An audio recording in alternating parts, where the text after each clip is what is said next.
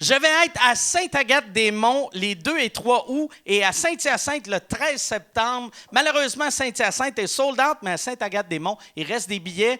Puis j'ai plein d'autres dates. Je ne fais pas juste 2 shows dans ma tournée. Allez sur mikeward.ca pour les billets.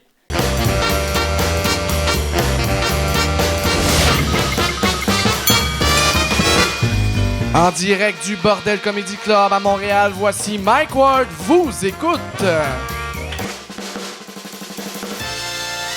Y a-tu une autre question? Qu'on va aller avec la question. Avec quelqu'un live ou Oui, quelqu'un? il y a quelqu'un en arrière. Bonjour. Bonjour. Bonsoir. Il ressemble un peu à Jer Alain, mais je suis pas sûr. Mais dans le sens, c'est peut-être juste aveuglé. Mais... Non, ok, c'est pas tu Jer ressembles pas. Bon, mais toi, est-ce que tu aimes converser? Oui, Ok, parfait. parfait. J'ai une question à propos. Il y a beaucoup de plus. En fait, il y a beaucoup plus d'humoristes qui sont, mettons, ils ont des troubles, ils bégayent, comme par exemple Angelo, ou bien des gens qui sont. J'aime que tu penses que le problème avec Angelo, c'est qu'il bégaye. Ben, c'est pas ça vraiment, mais je veux dire, mettons. L'autre fois, j'ai vu Stephen Hawkins, les scientifiques, qui bégayent un peu.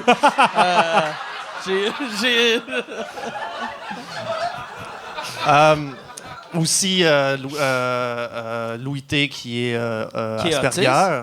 Ben, Asperger, ouais. Ouais, c'est la même chose, ou bref, Ben ouais, mais moins ben pire.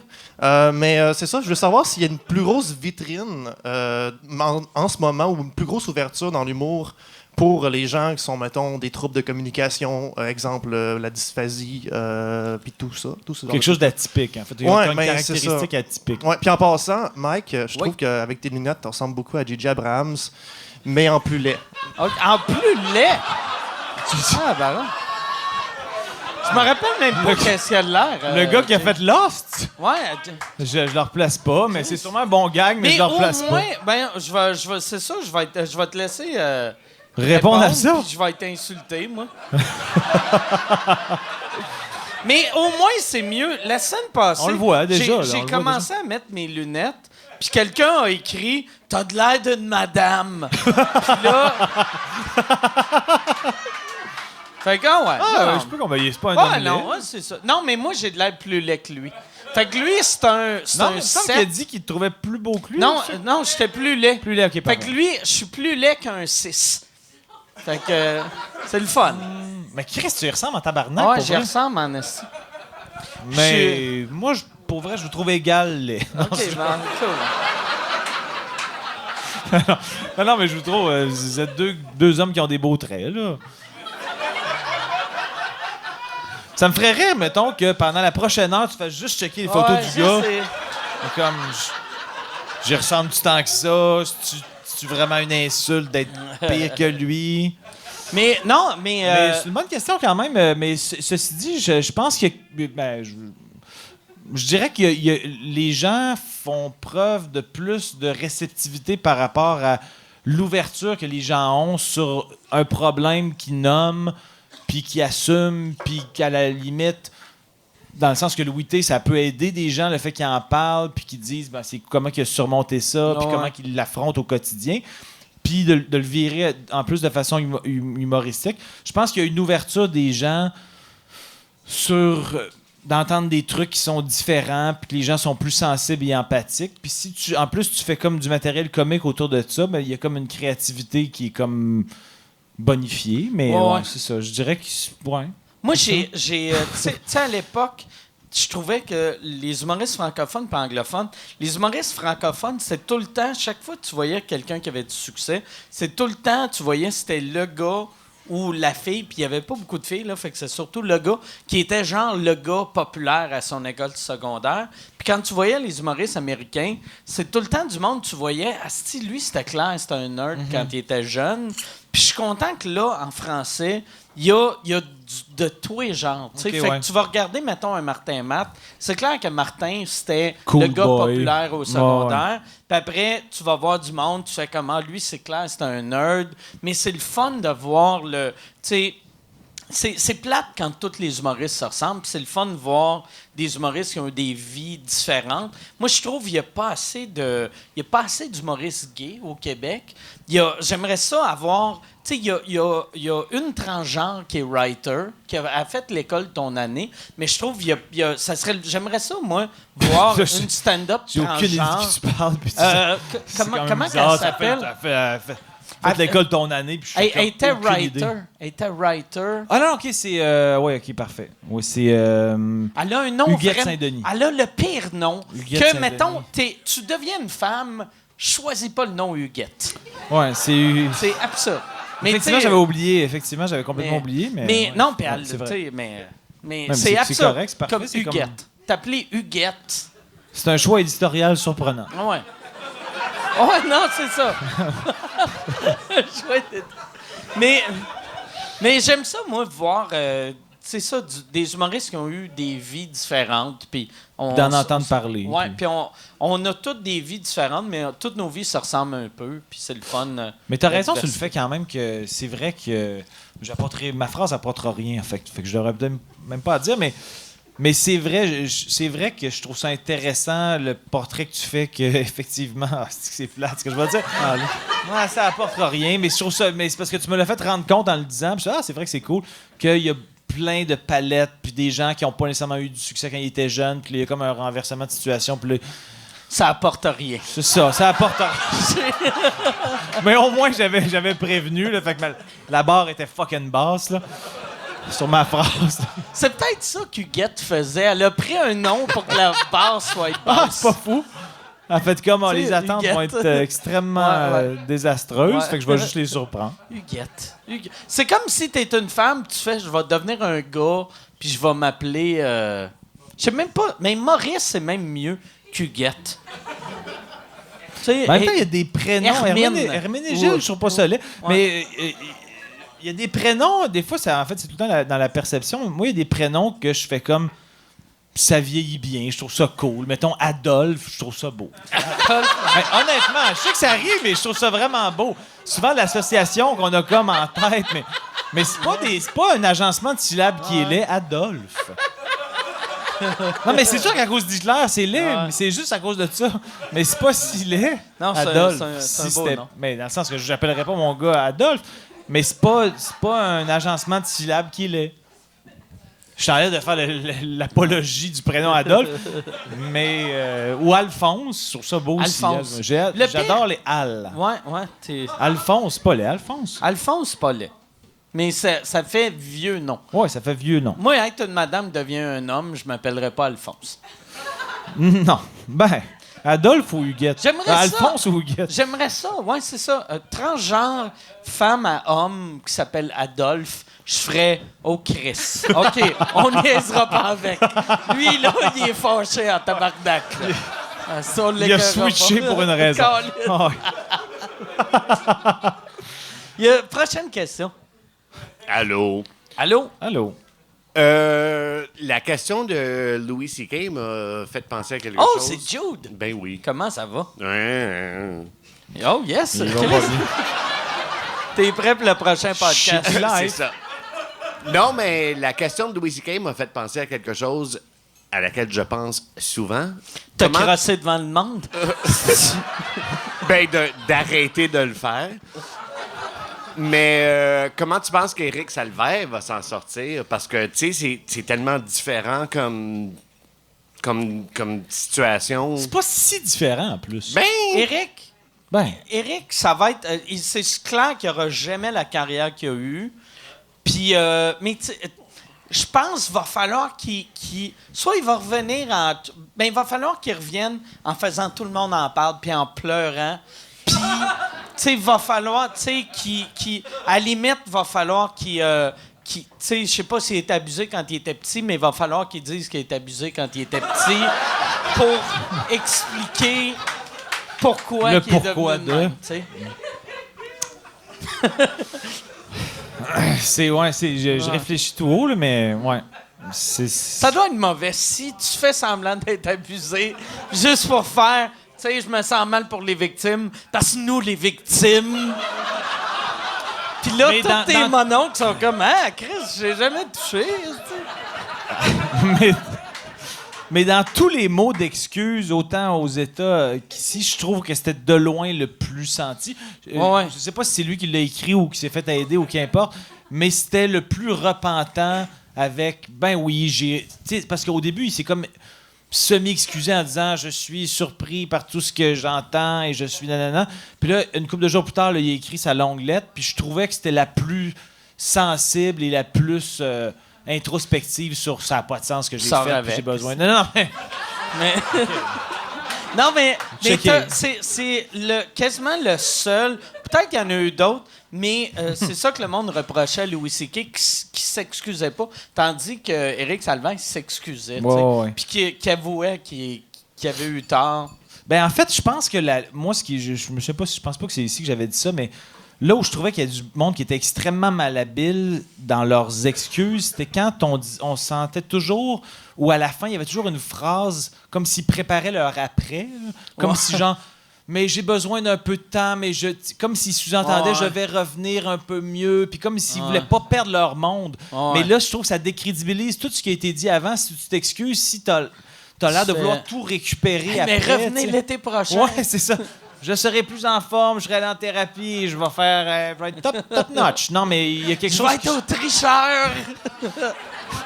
Non, mais je trouvais que c'était malhabile. Je me disais, ces gens-là sont conseillés par qui? Parce que psychologiquement, quand tu reçois ça, tu sais, exemple, l'affaire de Kevin Spacey, c'était un désastre. Ah ouais. Qui fasse son coming out.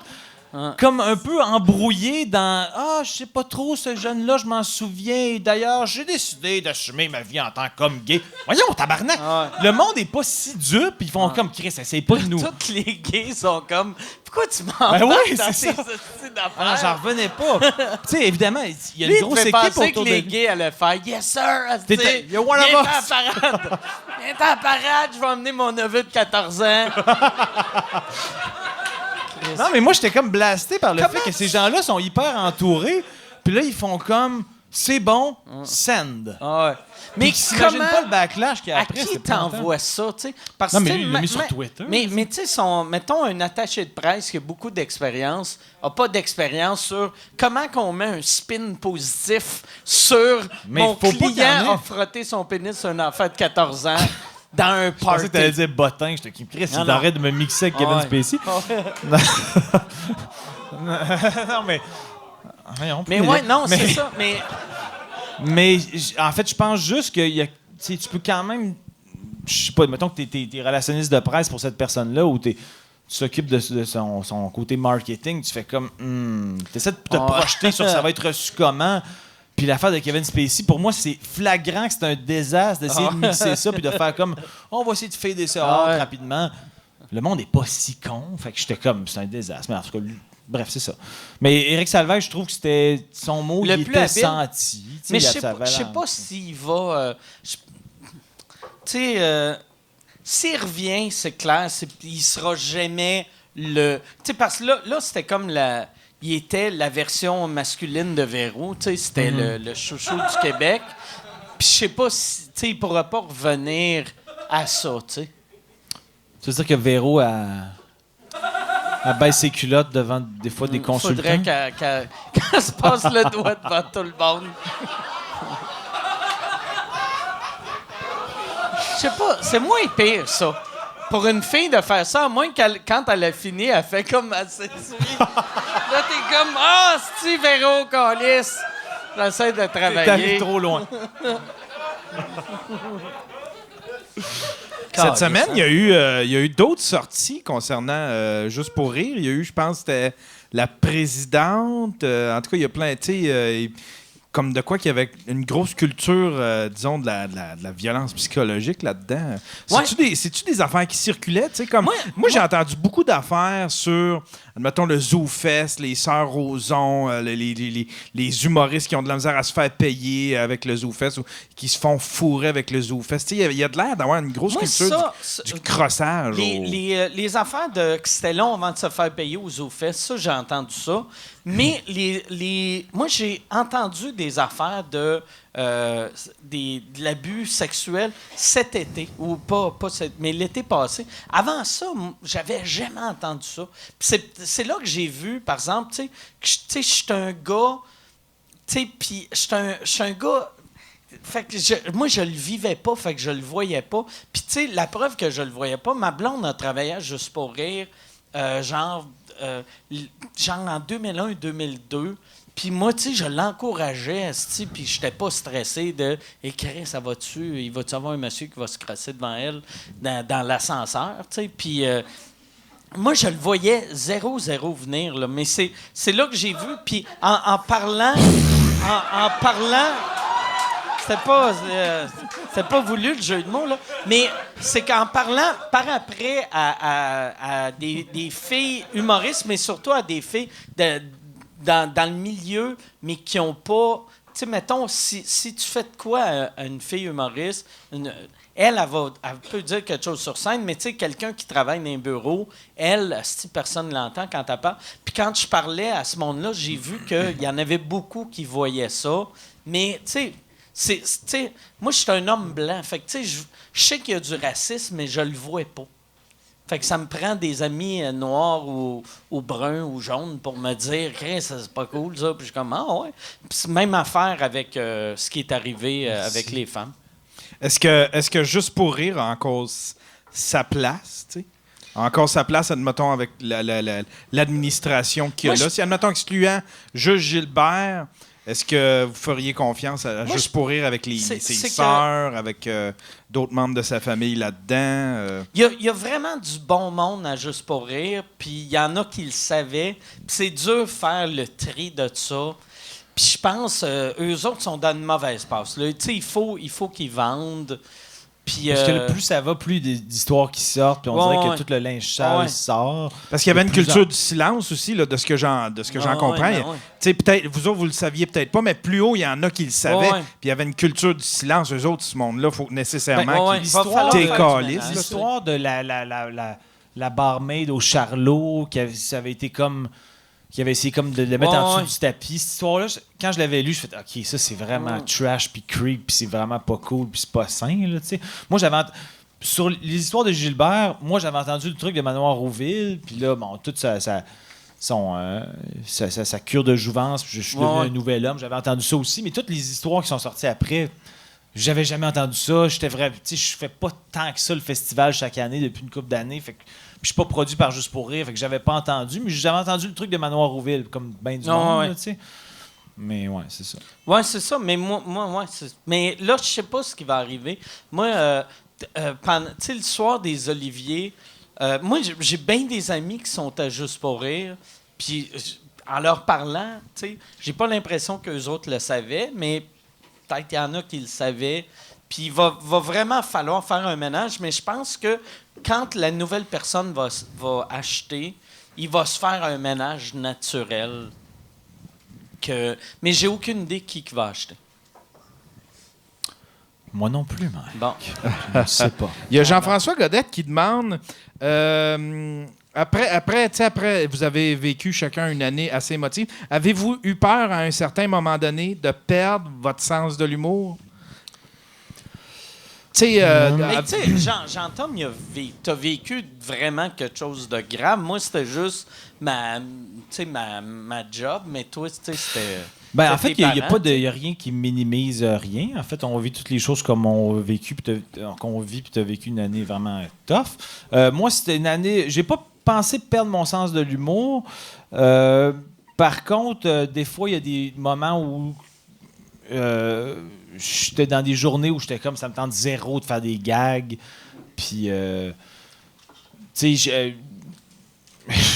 des fois des journées où en fait ceux qui ne savent pas, j'ai perdu mes 2 parents cette année, puis il y a des journées où c'est comme je pense que je vais bien, puis là je me fais comme blindsidé par un moment où il y a une association qui se fait, puis je pense à mon père ou à ma mère, puis là je suis triste, puis c'est normal, puis je le vis, je veux pas comme moi je veux affronter mon deuil, je veux pas le tasser puis l'éviter, mais c'est sûr que comme j'ai fait un show à peu près 30 heures après le décès de mon père, puis je me suis demandé, j'annule-tu? Puis en plus, je fais un numéro sur mes parents dans mon show, un numéro qui dure 15 minutes. Puis là, j'étais comme, je le fais-tu le show? Puis là, ma mère, elle m'a dit, je pense que ton père voudrait que tu le fasses, vas-y. Fait que j'étais allé faire le show, puis j'étais content de l'avoir fait. Puis j'ai été livre ouvert avec le public. Je leur ai dit, je ferais pas semblant que mon père était encore en vie. Je vais leur dire au début du numéro. Puis je leur ai dit, soyez pas mal de rire. J'étais un peu moqueur envers mon père et envers ma mère, mais c'est comme, c'est juste de l'amour et affectif, puis rier, puis c'est ça que je veux, puis etc. Mais c'est quand même, là, tu sens que tu t'en vas travailler. Là. Tu fais comme, t'as pas le goût d'aller sur scène 30 heures après le décès de ton père ou de ta mère. Ma mère, ça a pris un peu plus de temps avant que je fasse mon show, mais... Puis ta mère, t'avais-tu dit, ton père voudrait que tu fasses ça, mais moi, quand je vais mourir, monte pas sur scène? Ça l'aurait été c'est un bon gag. T'as pas eu un ça rire suffisant. Mais... Non, c'est ça. Mais non. Ça mal. Non, mais j'ai quand même fait... il y a quand même eu peut-être un genre de 6 semaines. Là, ça a bien à donner. Ben, bien à donner, c'est une mauvaise façon de le dire, mais dans le sens que... Elle était bien cool. Là, Maman, tu le sais que c'est pas ça que je voulais dire. Mais. Es-tu morte de façon naturelle ou c'est toi avec un oreiller, tu regardais ton horaire? L'homme, tabarnak! Je regardais mon horaire. Qu'est-ce que c'est drôle, mais c'est vraiment bizarre de rire de ça. Mais.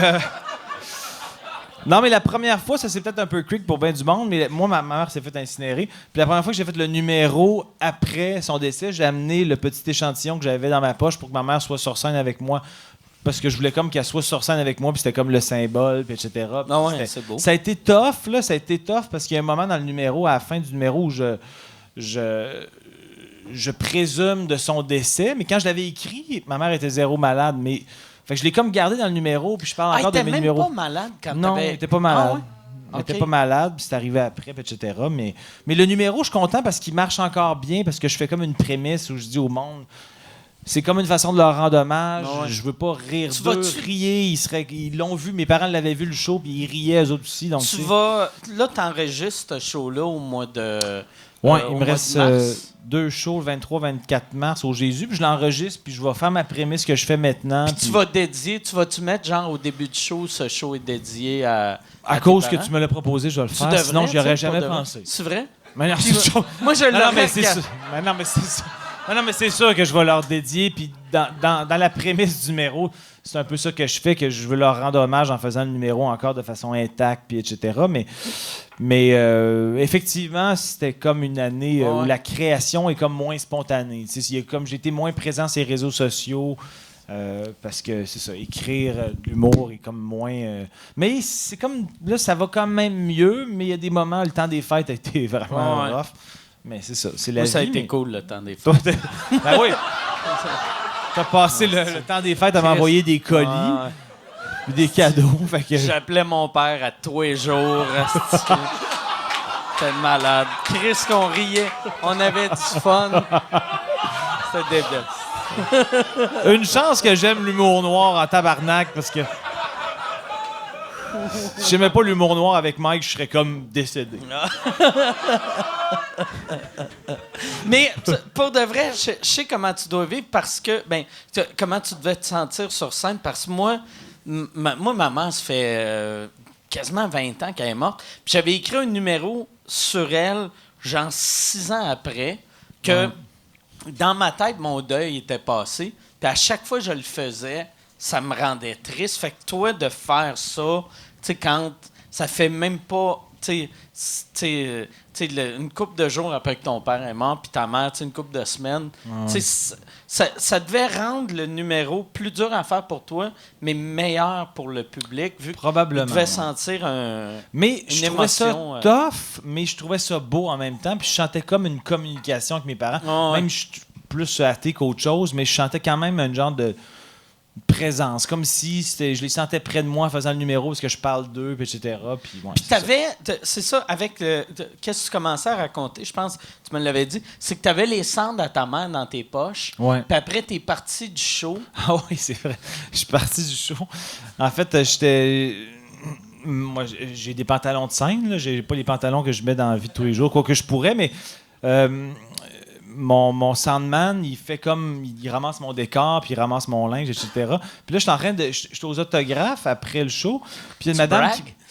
je brague, je me vante. Je suis fier. J'ai des autographes. J'ai au moins 2-3 personnes qui m'attendent après le show.